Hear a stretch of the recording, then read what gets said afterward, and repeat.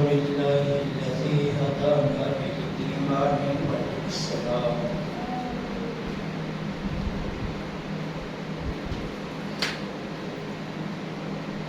والصلاة والسلام على نبيه الذي استنقذنا من عبادة الأوثان وعلى آله وأصحابه وجبات البررة الكرام. أما بعد فأعوذ بالله من الشيطان الرجيم. بسم الله الرحمن الرحيم. كلا نمد هؤلاء وهؤلاء من عطاء ربك وما كان عطاء ربك محظورا. آمنت بالله صدق الله العظيم وصدق رسوله النبي الكريم الأمين ونحن على ذلك لمن الشاهدين والشاكرين والحمد لله رب العالمين.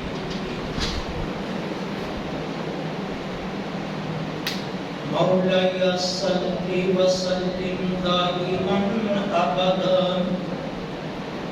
على حبيبك خير الخلق كلهم فإن من جودك الدنيا وذرتها ومن علومك علم اللوح والقلم. مولاي صل وسلم دائما أبدا على حبيبك خير الخلق كلهم. رضيت بالله ربا وبالإسلام دينا وبمحمد صلى الله عليه وآله وسلم نبيا ورسولا. قريبا يا رسول الله قريبا ندارا در جہاں جشتو حبیبا قرین اعظم کے ہستم امت تو گناہگارم و لیکن خوش نصیبا. تمام تعریفیں اللہ رب العالمین اللہ سبحانہ و تعالی کے لیے خاص ہیں جو ہم سب کا مالک بھی ہے اور ہمارا خالق بھی.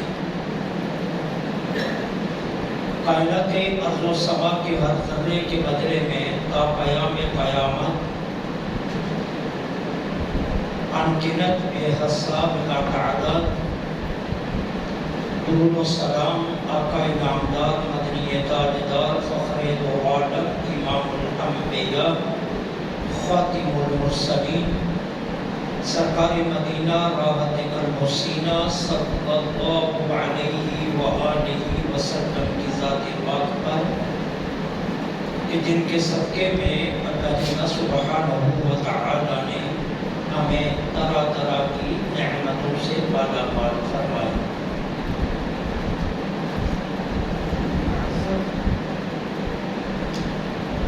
معزز اور محترم سامعین،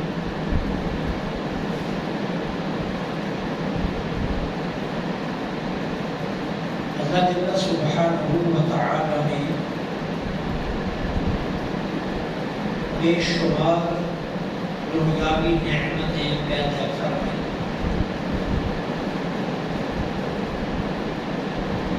اور وہ ہر بندے سے باخبر بھی ہے اور اس کے نقصان اور نفع دہ چیزوں کو جانتا بھی ہے.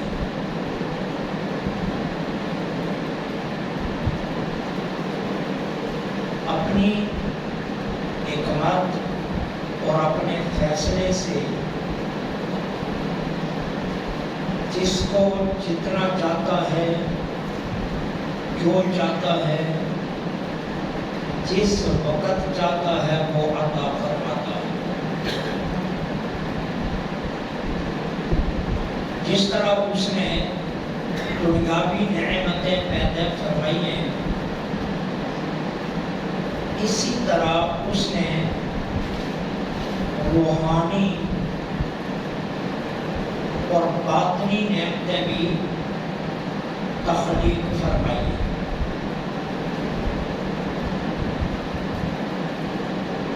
دنیاوی نعمتوں کے طلبگار ہمیشہ دنیاوی نعمتوں کے مطالبات کرتے ہیں اور ان کی ساری زندگی فانی لذتوں کو حاصل کرنے میں گزر جاتی ہے، جبکہ وہ خوش بخت خوش نصیب لوگ جنہیں باطنی نعمتوں کی چاشنی نصیب ہو جاتی ہے، پھر وہ دنیاوی نعمتوں کے طلبگار نہیں رہتے۔ وہ دنیا میں رہ کر بھی اپنی توجہ اخروی نعمتوں پر مرکوز رکھتے ہیں۔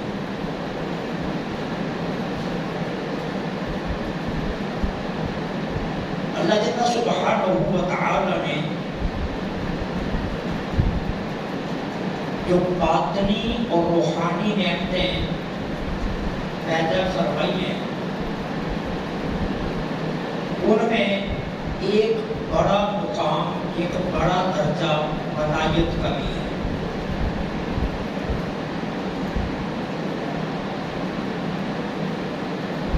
یہ روحانی اور باطنی نعمتوں میں سے ایک بڑی نعمت ہے۔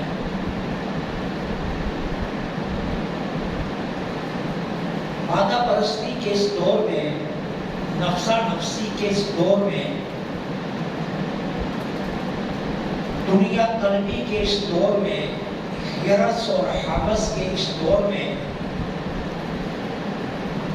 انسانیت کا رشتہ ولایت کے رشتے سے کمزور ہو گیا۔ اللہ والوں کی خدمت میں رہنا، ان کی خدمت کرنا، ان کے نقش قدم پر چلنا، ان سے محبت کرنا، ان سے اپنی عقیدتوں کا اظہار کرنا، یہ اب صرف پرانے دور کی باتیں لگتی ہیں۔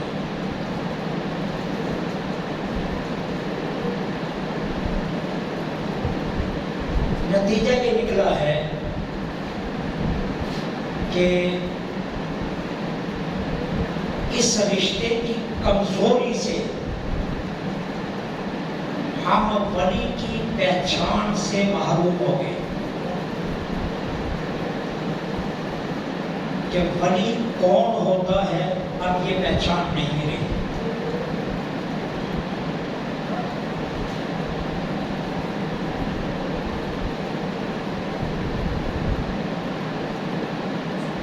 نتیجتاً ہم ولایت کا جھوٹا لبادہ اوڑھنے والوں کو بھی ولی سمجھ رہے تھے۔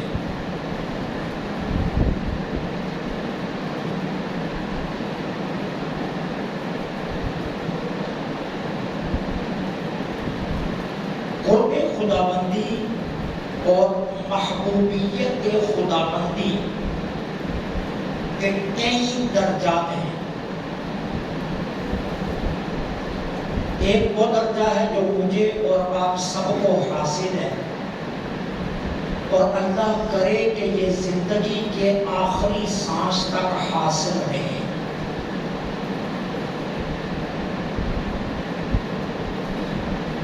ایک یہ درجہ بھی ہے کہ جہاں اللہ ہم سے پیار فرماتا ہے، وہ اس لیے کہ حدیث پاک میں آتا ہے جانے جانا صلی اللہ علیہ وسلم نے فرمایا اللہ جس سے پیار کرتا ہے اسی کو ہی ایمان نصیب ہوتا ہے،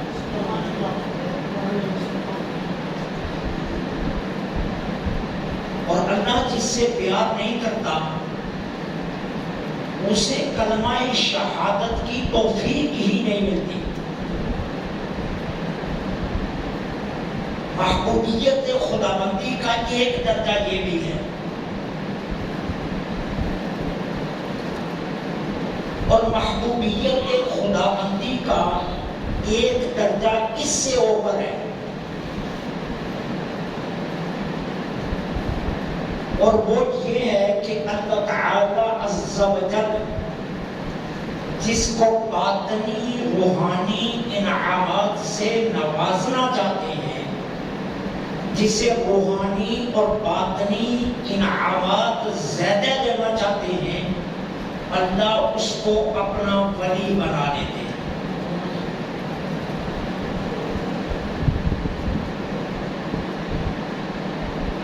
قرب خداوندی اور محبوبیت خداوندی کا ایک درجہ اس سے بھی اوپر ہے، اور وہ یہ ہے کہ انبیاء اللہ نے سب سے زیادہ پیار اور اپنے قرب کی دولت اپنے نبیوں کو عطا فرمائی،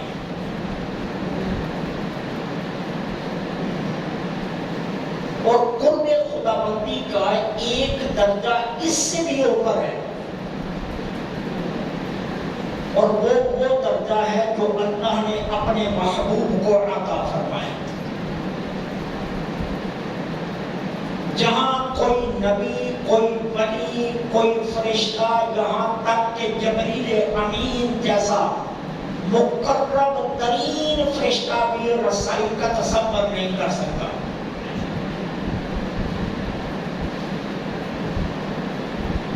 یہ قرب خداوندی کے 4 مراتب ہیں۔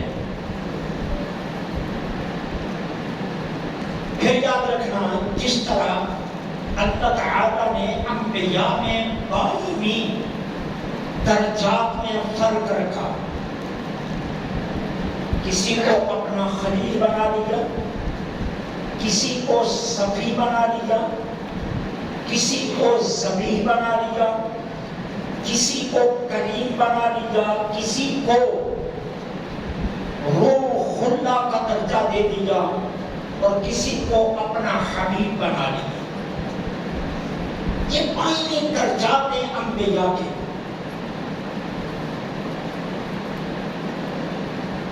اسی طرح اولیاء کے بھی 5 درجات ہیں۔ 5 درجات میں سب سے اونچے درجے پر ولیوں میں صحابہ کرام ہیں۔ صحابہ کرام سے بڑا ولی کوئی نہیں ہے۔ کوئی غوث، کوئی قطب، کوئی ابدال کسی صحابی کے منصب تک رسائی نہیں لے سکتا، حتیٰ کہ اگر 1000 غوث اکٹھا کیا جائے تو وہ حضرت اویس کرنی کے رتبے کو نہیں پہنچ سکتا، اور اگر 1000 اویس کرنی اکٹھے کیے جائیں تو وہ کسی صحابی کے رتبے کو نہیں پہنچ سکتے۔ ولایت میں صحابہ کا درجہ سب سے اونچا ہے۔ پھر اس کے بعد ولایت 3 طرح سے حاصل ہوتی ہے۔ کچھ کو اللہ تعالی اپنے فضل سے بغیر کسی مشقت کے ولایت دے دیتا ہے،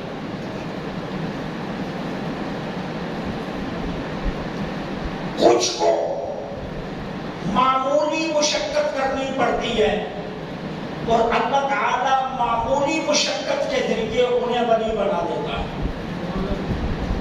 اور کچھ وہ ہوتے ہیں جنہیں عمر بھر محنت کرنی پڑتی ہے اور پھر عمر بھر کی محنت کے بعد یہ درجہ نصیب ہوتا ہے.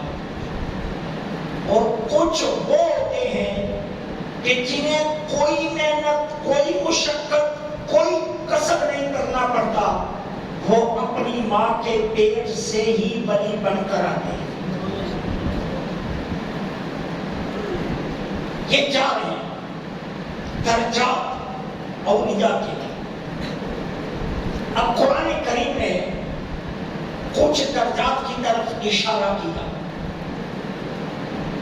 حضرت عیسیٰ علیہ السلام کی نانی جان حضرت حنا رضی اللہ تعالی عنہا، یہ حضرت عیسیٰ علیہ السلام کی نانی جان ہے. انہوں نے قسم نظر مانی. قرآن کریم اس ساری تفسیر کو بیان کرتا ہے. انی نذرت لک ما فی بطنی محررا فتقبل منی، کہ جو میرے پیٹ میں بچہ ہے، جب یہ بچہ پیدا ہوا تو میں اسے بیت المقدس کی خدمت کے لیے وقف کر دوں گی. یہ نظر مانی. فلما وضعتها، لیکن جب جنم دیا تو وہ لڑکے کے بجائے لڑکی تھی. اللہ کی بارگاہ میں عرض کیا انی وضعتها انثى، میں نے تو نظر مانی تھی بیٹے کی، لیکن میں نے تو جنم دیا ہے بیٹی کو. اب میں اپنی نظر کیسے پوری کروں گی؟ اللہ جل سبحانہ و تعالی نے آگے سے ارشاد فرمایا وَلَيْسَ الذَّكَرُ كَالْأُنثَىٰ، اے حنا، جس طرح کا بیٹا تم اپنے ذہن میں تصور لے کر رکھی تھی، یہ بچی اس جیسی نہیں ہے، بلکہ تیرے ذہن کے تصور والے بیٹے سے بھی زیادہ عظمت والی یہ بیٹی ہے.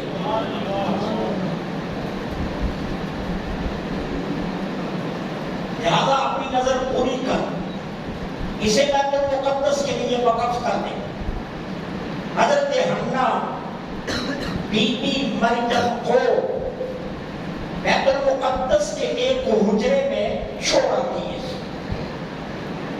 یہ وہ وقت ہے جب اللہ کے نبی حضرت زکریا علیہ السلام دنیا میں اپنی قوم کی طرف تبلیغ کے لیے موجود ہیں. اللہ نے حضرت زکریا کی طرف نہیں کی، زکریا آج کے بعد مریم کی کفالت کے تم ذمہ دار ہو. ابھی بھی مریم بیت المقدس کے حجرے میں ہے. حضرت زکریا بی بی کے لیے کھانا لے کر جاتے ہیں. دروازے پر دستک دی، بی بی دروازہ کھولتی ہے. زکریا کیا دیکھتے ہیں؟ بی بی کے مصلے کے پاس بغیر موسم کے پھل پڑے ہوئے ہیں.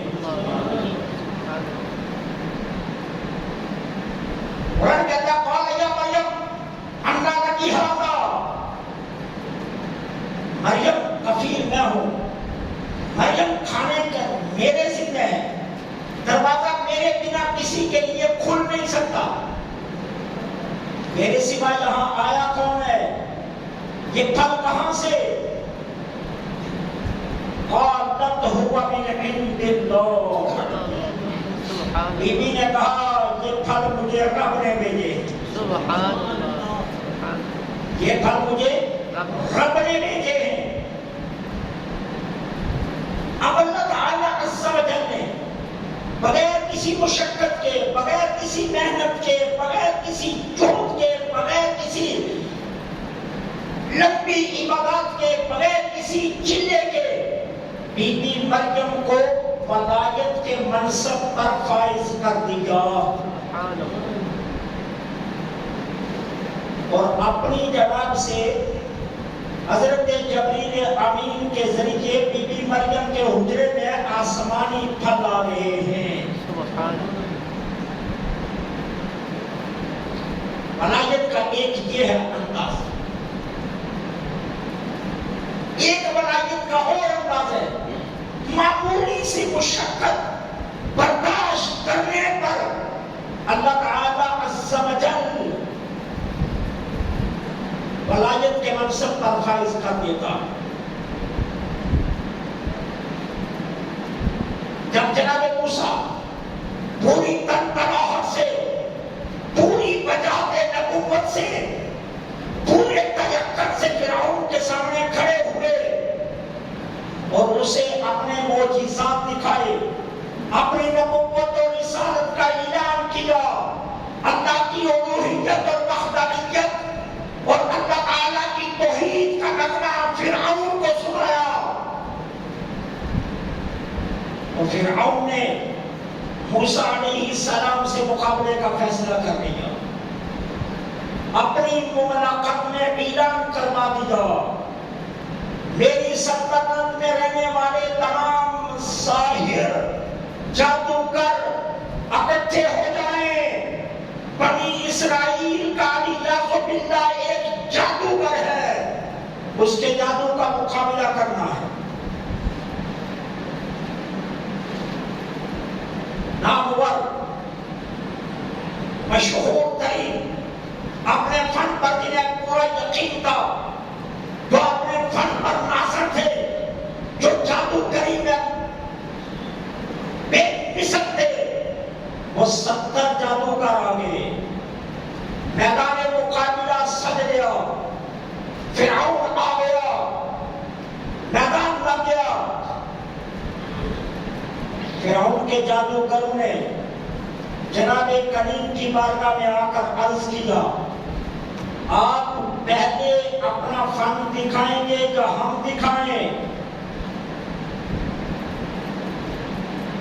آپ پہلے اپنا فن دکھائیں گے یا ہم دکھائیں؟ جناب کریم نے فرمایا تم پہلے اپنا فن دکھاؤ.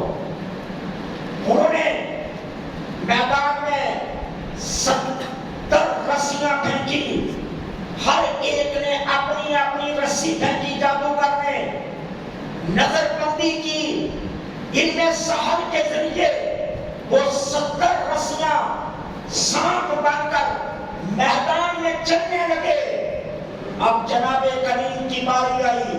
جناب کریم پوری نبوت کی وجاہت سے اٹھے، اپنے ہاتھ میں لیا ہوا عصا میدان میں چھوڑا، وہ اژدہا بن گیا، وہ سارے جادوگروں کی رسیوں کو نگل گیا، اور نگلنے کے بعد فرعون کی طرف دوڑا. جب دوڑا تو فرعون نے کہا موسیٰ تجھے تیرے رب کی قسم اسے پکڑ لے، میں تیرے اوپر ایمان لایا.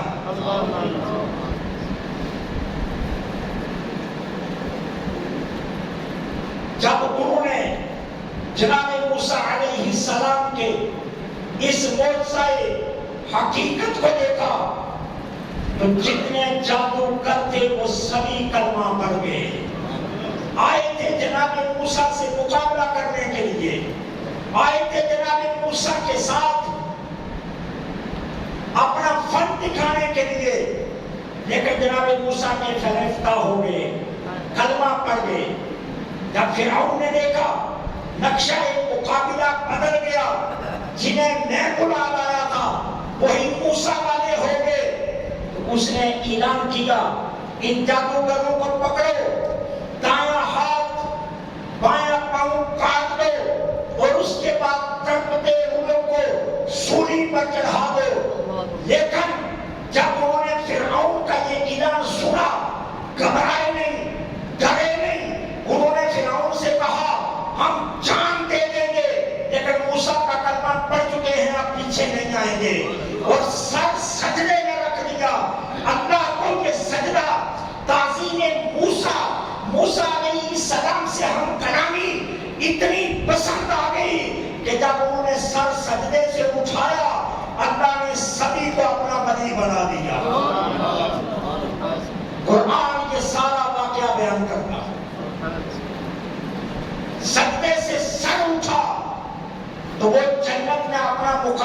دیکھ چکے تھے، وہ اپنی شہادتوں کو دیکھ چکے تھے، وہ ولایت کے اعلیٰ ترین منصب پر فائز ہو چکے تھے۔ تو ایک ولایت کا یہ رنگ بھی ہے کہ اللہ معمولی مشقت پر اپنے بندے کی ادا کو پسند کر کے اسے منصب ولایت پر فائز کر دیتا ہے۔ یہ بھی ایک رنگ ہے ولایت کا، کبھی فضل سے کبھی مشقت سے اللہ خاص مہربانی کر کے اپنے بندے کو اپنا محبوب بنا لیتا۔ اور قرآن نے اس منصب کو کیسے بیان کیا؟ ان الذین آمنوا وعملوا الصالحات سیجعل لهم الرحمن ودا، کہ وہ لوگ جو ایمان لائے، نیک عمل کیے، اللہ تو ان سے محبت کرتا ہی کرتا ہے۔ سیجعل لهم الرحمن ودا، رحمان لوگوں کے دلوں میں بھی ان کی محبت ڈال دیتا ہے۔ سبحان اللہ، قرآن اعلان کر رہا سیجعل لهم الرحمن ودا، رحمان لوگوں کے دلوں میں بھی بود پیدا کر دیتا، محبت پیدا کر دیتا۔ اب ولایت کا ایک اور رنگ بھی ہے جہاں مشقت سہ کر اللہ تعالی منصب ولایت پر فائز کر دیتا ہے۔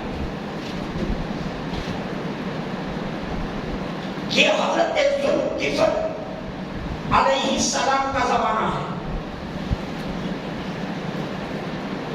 عیسائی مملکت ہے، وقت کے بادشاہ نے مسلمانوں کو قتل کرنا شروع کر دیا، یہاں تک کہ جو کلمہ پڑھتا وہ اسے قتل کر دیتا۔ 7 نوجوان اپنا ایمان بچانے کے لیے شہر کی آبادی سے باہر نکلے، جنگل کا راستہ لیا، سنگلاخ پہاڑوں تک جا پہنچے۔ طوفان آ گیا، تیز آندھی چلی، آسمان سے بجلی چمکنے لگی، بارش کا طوفان امڑ آیا اور نوجوانوں کو اپنی جان کے نالے پڑ گئے۔ اچانک نظر ایک غار پر پڑی، لیکن ایک ہی لمحے میں ایک بڑا پہاڑی پر پتھر چوٹی سے لڑکھڑاتا ہوا غار کے منہ پر آ کر ٹھہر گیا۔ غار کے داخلے کے راستہ بند ہو گیا۔ اب نوجوانوں کے پاس کوئی اور تدبیر نہیں رہی ہے جان بچانے کی۔ 7 نوجوان غار کے سامنے کھڑے ہو گئے، اپنی اپنی نیکیوں کا تذکرہ شروع کر دیا۔ مالک، میں اپنے ماں باپ سے محبت کرتا ہوں، میرے اللہ میں اپنے ماں باپ کی خدمت کرتا ہوں، میں اپنے ماں باپ کے ساتھ پیار کرتا ہوں، اگر تجھے میری یہ عادت پسند ہے اس پتھر کو ہلا دے، غار کا راستہ کھول دے۔ یہ آواز دینے کی دیر تھی، پتھر سرکنے لگا، پتھر سرکنے لگا۔ دوسرے نے اپنی نیکی کا اظہار کیا، پتھر اور سرک گیا۔ 7ویں کی باری آنے تک غار کا راستہ کھل گیا۔ 7 نوجوان غار میں داخل ہو گئے۔ اب غار میں پناہ لے لی۔ اللہ جل سبحانہ و تعالی نے ان 7 نوجوانوں پر نیند تعلیم کر دی۔ یہ غار میں سو گئے۔ کہانی ایک دن کی نہیں ہے، ایک لمحے کی نہیں ہے، ایک ماہ کی نہیں ہے، ایک صدی کی نہیں ہے، یہ 300 سال غار میں سوئے رہے۔ قرآن سورہ کہف پوری سورت ان نوجوانوں کے نام پر اللہ نے بھیجی، پوری سورت 12 نمبر 15 کے اندر یہ 7 نوجوان غار میں سو گئے۔ اب آئے تھے کیا؟ ایمان بچانے کے لیے، اپنے ایمان کے تحفظ کے لیے، اپنا کلمہ بچانے کے لیے، اپنی عبادات بچانے کے لیے، اس عیسائی بادشاہ سے اپنی جان ایمان بچانے کے لیے اللہ نے فرشتے کی ڈیوٹی لگا دی۔ میرے فرشتے تمہاری ڈیوٹی ہے ہر روز ان کی کروٹ بدل کر آنا۔ فرشتہ آتا، ان کی کروٹ بدل جاتا، تاکہ ایک ہی جگہ پر لیٹے لیٹے نیچے ان کی کروٹیں جم نہ جائیں، سڑ نہ جائیں، سورج کو حکم دیا گیا چڑھتے وقت اپنا رخ موڑ لینا، غار کی طرف دھوپ جانی نہیں چاہیے، اترتے وقت ارے اپنا رخ غار کی طرف مت کرنا، غار کو دھوپ نہیں لگنی چاہیے۔ اب اس طرح یہ 309 سال غار میں یہ نوجوان سوئے رہے، پھر اللہ تعالیٰ کو منظور ہوا، حکومتیں بدل گئی، مسلمان ایک بادشاہ آ گیا، اللہ نے ان کو جگہ دیا، اٹھے، کہا بھوک لگی ہے، سب نے اپنی اپنی پاکٹ سے پیسے نکالے، ایک کو دیے، کہا 2 بازار کھانا لے آؤ، وہ بازار گیا، تندور کے پاس روٹیاں چاہیے، کتنی 7 روٹیاں لگ گئی، جب اس کے ہاتھ میں تھمائی، پیسے دیے، کہا یہ تو 300 سال پرانے ہیں، یہ تو سکہ کب کا بدل چکا ہے، یہ تو سکہ ختم ہو چکا ہے، یہ تو بادشاہ بھی ختم ہو چکا ہے، یہ تو بادشاہی بھی ختم ہو چکی ہے، ارے تم کہاں سے آگے 300 سال پرانے سکے لے کر کدھر کے رہنے والے ہو؟ شور اٹھا، تنور پر لڑائی چلی، شور اٹھا تو لوگ جمع ہو گئے، لوگوں نے نوجوان کو پکڑ لیا۔ اب جب مسلمان بادشاہ تھا، اس نے ان نوجوانوں کا قصہ سن رکھا تھا، بادشاہ تک خبر گئی، بادشاہ خود آ گیا، نوجوان کو کہا نوجوان سچ بتاؤ، اس نے کہا سامنے فلاں غار میں پناہ لی ہوئی ہے۔ بادشاہ اپنی پوری شان و شوکت کے ساتھ، اپنے ریڈ کارپٹ استقبال کے ساتھ غار میں آ گیا، اور غار میں آ کر کہا ہاں ساتوں آؤ، اپنی قوم کے ساتھ سامنے لے کر آیا، کہا میری قوم تم مرنے کے بعد دوبارہ اٹھنے کے قائل نہیں ہوگا، کلمہ پڑھ کر بھی کہتے ہو حشر و نشر نہیں ہوگا، یہ دیکھو اللہ نے 300 سال کے بعد دوبارہ اٹھا دیے۔ جب آئے تھے نوجوان تھے، صرف کلمے پر یقین تھا، ایمان بچانے آئے تھے، لیکن 300 سال سوئے رہے، نماز نہیں پڑھی، روزہ نہیں رکھا، حج نہیں کیا، کوئی نیک عمل نہیں کیا، غار میں سوئے، فرشتہ خدمت کر رہا ہے۔ جب 300 سالوں کے بعد اٹھے، اللہ نے ساتوں کو اپنا ولی بنایا ہوا۔ یہ ہے بلایت جس کو قرآن بیان کر رہا ہے۔ قرآن کہتا ہے بلایت کے لیے منصب ہے، اللہ جب چاہے، جس کو چاہے، جس وقت چاہے، جتنا چاہے عطا کر دے۔ جس طرح اللہ دنیاوی نعمتیں دیتا ہے، اسی طرح روحانی اور باطنی نعمتیں بھی اللہ ہی دیتا ہے، اللہ ہی دیتا ہے، روحانی اور باطنی نعمتیں بھی۔ ایک اور طریقہ بھی ہے بلایت کا، وہ ہے ماں کے شکم سے بنی برترا۔ اگر بابا فرید الدین گلشکر کے شیخ کون؟ خواجہ قطب الدین بختیار کاکی،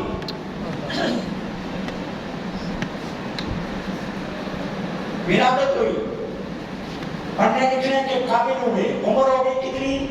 5 برس۔ والد گرامی کہاں لے گئے؟ خواجہ معین الدین چشتی اجمیری کی بات آئی، معین الدین میرے بیٹے کو قرآن پڑھا دی، میرے بیٹے کو دین تعلیم دیجیے۔ خواجہ صاحب نے خواجہ قطب الدین کو سامنے بٹھایا، تختی کا زمانہ تھا، تختی پر لکھ کر پڑھایا جاتا تھا۔ خواجہ صاحب نے ہاتھ میں تختی پکڑی، لکھنے لگے، غیب سے آواز آئی معین الدین ٹھہر جا، اس کا فیض تیرے پاس نہیں کسی اور کے پاس ہے۔ حضرت خواجہ حمید الدین ناگوری راجستھان کے شہر ناگور میں بیٹھے ہوئے تھے، اللہ نے حمید الدین ناگوری پر الہام کیا، حمید الدین جلدی اٹھو، اجمیر پہنچ جاؤ، قطب الدین پڑھنے آ گیا ہے، اور اس کے استاد تم ہو، معین الدین نہیں ہے۔ خواجہ حمید الدین ناگوری پہنچ گئے، تختی بھی، بیٹا کہاں سے لکھوں، تعوذ لکھوں یا تسمیہ لکھوں؟ فاتحہ لکھوں یا بقرہ لکھوں؟ کہا استادی مکرم اگر بے ادبی نہ ہو تو سورہ بنی اسرائیل سبحان الذی اسری بعبدہ سے شروع کیجئے۔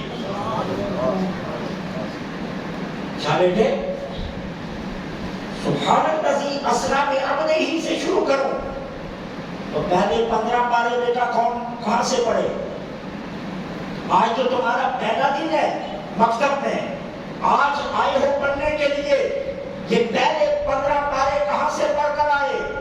کہا استادی مکرم میری ماں 15 پاروں کی حافظہ ہے، میں ماں کے پیٹ میں تھا، میری ماں کے قلب پر یہ 15 سپارے لکھے ہوئے تھے، میں ماں کے پیٹ کے اندر سے اپنی ماں کے دل سے یہ یاد کرتا رہا، پہلے 15 سپارے مجھے زبانی یاد ہے، میں نے آگے پڑھنا ہے۔ 14 پارے میں اپنی ماں کے پیٹ سے پڑھ کر آیا۔ اب یہ کون ہے جس کو اللہ ماں کے پیٹ میں ولی بنا رہا ہے؟ جو رحم کے اندھیرے میں، جو چیزی کے اندھیرے میں، جو ماں کے شکم کے اندھیرے میں، جو غلاستوں کے اندھیرے میں، جو ماں کے پیٹ کے اندر جہاں بچہ آنکھ نہیں کھولتا، میڈیکل کہتی ہے، سائنس کہتی ہے، ماں کے رحم میں بچہ آنکھ نہیں کھول سکتا، اگر آنکھ کھولے تو ارد گرد جو غلاظت ہوتی ہے وہ آنکھ میں جانے کا ڈر ہوتا ہے، اس لیے قدرت نے بچے کی آنکھ بند رکھی ہے ماں کے شکم میں، لیکن ایک وہ ہے جس کو قدرت نے وہ آنکھ دی جو ماں کے پیٹ میں 14 سپارے حفظ کر کے آ رہا، اور اس کا نام ہے قطب الدین بختیار کاکی رحمت اللہ علیہ۔ تو یہ ولایت ہے، یہ روحانیت کے درجہ میں اللہ تعالیٰ روحانی اور باطنی نعمتیں اسی طرح بانٹتا ہے جس طرح دنیاوی نعمتیں بانٹتا ہے۔ جناب سلیمان کو نبی بھی بنا دیا، بادشاہ بھی بنا دیا، اور بے مثال بادشاہ کی ہمارے سلطان ساری دنیا پر تمہاری بادشاہ، جنوں کی بولیاں تم سمجھو، پرندوں کی بولیاں تم سمجھو، ہواؤں کی بولیاں تم سمجھو، ارے سمندروں کی بولیاں تم سمجھو، پانی کی بولیاں تم سمجھو، ارے درختوں کی بولیاں تم سمجھو، جاؤ پوری کائنات پر ہم نے تمہیں بادشاہی عطا کی ہے، نبی بھی ہیں بادشاہ بھی ہیں، لیکن یہ والے دنیا ہے۔ دوسری طرف اللہ نے فرعون اور حامان کو بھی مار دیا، یہ ہمارے دنیا کی بات ہے۔ اور میرے آقا کیا فرماتے ہیں حضرت عبداللہ بن مسعود کی مرویہ، ان اللہ قسم بینکم اخلاقکم کما قسم بینکم ارزاقکم، اللہ تمہارے درمیان جس طرح اخلاق تقسیم کرتا ہے، کوئی نرم طبیعت والا، کوئی گرم طبیعت والا، کوئی اچھی سوچ والا، کوئی بری سوچ والا، کوئی دھیمے لہجے والا، کوئی اونچے لہجے والا، کسی کو بولتے ہوئے پتہ نہیں کیا کہنا ہے، کوئی دھیرے سے بولتا ہے، کسی کے الفاظ ناپے بولے ہوئے، کوئی بن ناپے بولے بولتا ہے، جس طرح تمہارے درمیان اخلاق تقسیم کیے، اسی طرح اللہ تمہارے درمیان رزق کو تقسیم کرتا ہے۔ کوئی امیر ہے، کوئی غریب ہے، کوئی سفید پوش ہے، کوئی غربت کا مارا روٹی کے لیے تڑپ رہا ہے، کسی کے پیسوں کی حد ہی کوئی نہیں ہے، تو کوئی کس طرح کوئی کس طرح۔ فرمایا پھر کیا؟ اللہ اکبر،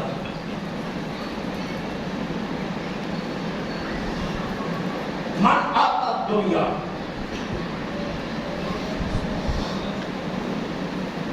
یحبو لا یحبو، اللہ دنیا ان کو بھی دیتا ہے جن سے محبت کرتا ہے، ان کو بھی دیتا ہے جن سے محبت نہیں کرتا۔ دنیا دونوں طرح کے لوگوں کو ملتی ہے، جن سے اللہ محبت کرتا ہے ان کو بھی دیتا ہے، جن سے نہیں کرتا ان کو بھی۔ فَإِنَّ اللَّهَ لَا يُؤْتِي الدِّينَ إِلَّا مَنْ أَحَبَّهُ، لیکن اللہ دین صرف انہیں کو دیتا ہے جن سے پیار کرتا ہے، دوسروں کو نہیں دیتا۔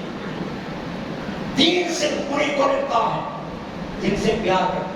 وَمَنْ آتَى الدِّينَ فَقَدْ أَحَبَّهُ، جس کو اللہ نے دین دے دیا وہ دعوے سے کہہ دے کہ اللہ مجھ سے پیار کرتا ہے، اللہ مجھ سے پیار کرتا ہے۔ اسی طرح اللہ روحانی اور باطنی نعمتیں اپنے جن دوستوں کو دیتا ہے، جن کو نوازنا چاہتا ہے، جن کو کوئی منصب دینا چاہتا ہے، اللہ جن کو سرفراز کرنا چاہتا ہے، انہیں بڑے انعامات میں سے ایک ولایت کا انعام دے دیتا ہے۔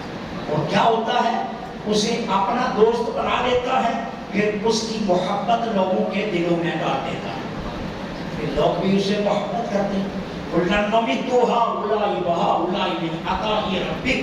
قرآن کہتا ہے ایک یہ دنیا کی نعمتیں ہیں، ایک یہ آخرت کی نعمتیں ہیں، ایک دین کی نعمتیں ہیں۔ اللہ کسی کو یہ دنیا کی نعمتیں دے دیتے ہیں، کسی کو دین کی نعمتیں دے دیتی ہے، لیکن یاد رکھنا اللہ کی عطا جو انسان کو اللہ کا محبوب بناتی ہے وہ نعمتیں ہیں جن کا تعلق دین کے ساتھ ہے۔ تو صاحبوں، ہمیں پہچان پیدا کرنی چاہیے، ہمیں اللہ تعالیٰ عز و جل کے دوستوں سے پیار کرنا چاہیے، ان سے محبت کرنی چاہیے، ان کے قرب کو اپنانا چاہیے۔ یہ ہمیں پرانے دور کی باتیں لگتی ہیں، لیکن سچ یہ ہے آج بھی امت بچکی کی اگر اسلام ممکن ہے تو وہ اللہ کے نیک بندوں کے ذریعے ہی ممکن ہے۔ بچکتی امت آج بھی اگر راہ راست پر لانا چاہتے ہو تو پھر اللہ کے دوستوں سے اپنا رشتہ جوڑو، ان سے جڑ کر ہی آج پھر بچکتی امت راہ راست پر آ سکتی ہے۔ اللہ مجھے